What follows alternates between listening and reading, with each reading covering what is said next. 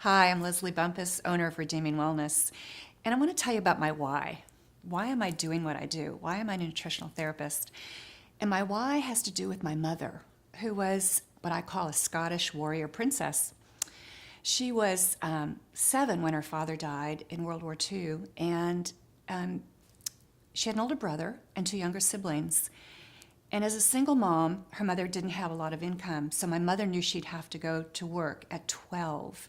But that girl ran through the streets of London, through the air raids and the bombings, to check in with the principal every day, get her name on the list, and come back home.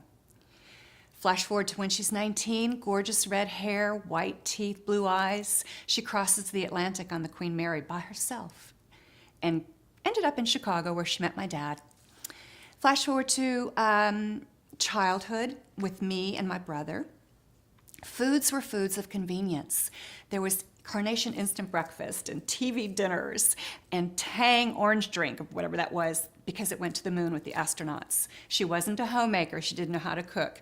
We ate a lot of sweet, sugary pancakes, waffles, cookies, things covered in syrup. I might also add to that, my mother really never appreciated anything green. She was just adverse to anything green because she didn't have it as a child.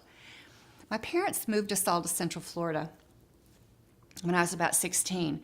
And the thing that's interesting about Florida is the entire spine of the state is covered in citrus groves. Well, what's wrong with that? They spray 24/7 toxic pesticides and herbicides and fertilizers. I say this because my mom, flash forward to her 70s, had Parkinson's disease, osteoporosis, and cardiovascular disease.